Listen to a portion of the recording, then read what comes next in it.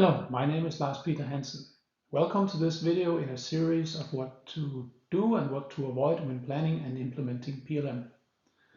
The following is a compilation of learnings and observations from several PLM projects in large global enterprises. Often I have learned these the hard way. Now in this video, we will look at integrating PLM and ERP.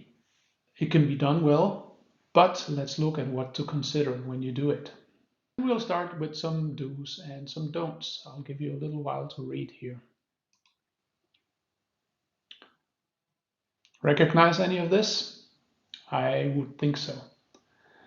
Now, the PLM-ERP integration is possibly the most important one, at least in companies doing discrete manufacturing.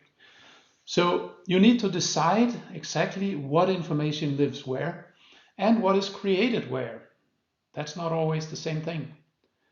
You must involve all stakeholders.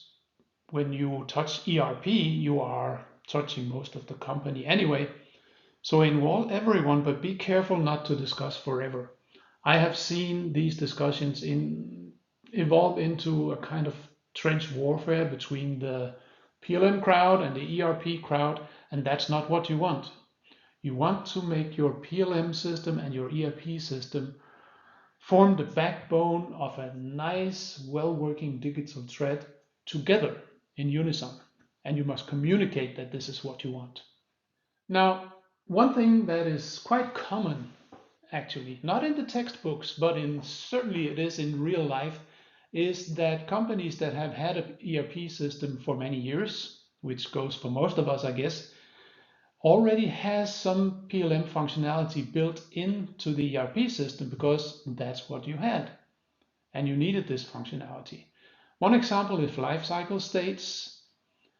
And if you have the situation where you have built-in lifecycle stage for your R&D work in the ERP system and you want to keep it that way, there may be many reasons for wanting to keep it, you may have to do something like this. I've simplified it very much, but it's basically a question of synchronizing the life cycle steps between the ERP and the PLM system so that something very important like release for production always is the same in the two systems, no matter where you want to look at your product.